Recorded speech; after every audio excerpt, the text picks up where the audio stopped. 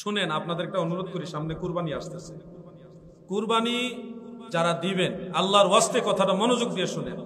কুরবানির গোশত গরিবদেরকে দেওয়ার আগে আপনার আত্মীয় স্বজন এবং প্রতিবেশী যারা যারা কুরবানি দিতে পারে নাই, কিংবা গত বছর দিছে এইবার দিতে পারে নাই, সবার আগে এই মানুষগুলিকে কুরবানির গোশত দিন। মনে রাখবেন, যারা গরিব মিসকিন তারা অনেক মানুষের সহযোগিতা পায়, কিন্তু গত বছর যে লোকটা কুরবানি দিয়েছে এই বছর অভাবের কারণে দিতে পারে নাই, সেই ফ্যামিলির বাচ্চাগুলো কলিজাটা একেবারে ছোট হয়ে থাকে। আহারে, অভাবের কারণে এই বছর কুরবানি দিতে পারলাম না। ছোট ছোট বাচ্চাগুলি বলে, আব্বু আমরা কি আবার বড় গরু কুরবানি দিব না? তখন বাবার কলিজাটা কাইপা উঠে। এই ধরনের ফ্যামিলি আপনাদের আশেপাশে আছে কিনা বলেন? সবাই বলেন আছে?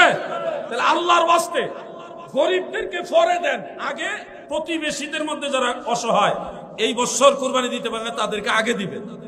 ওনাদেরকে দেওয়া শেষ হইলে গরিবদেরকে বহু মানুষে দেয়, গরিবদেরকে আপনারা দিবেন।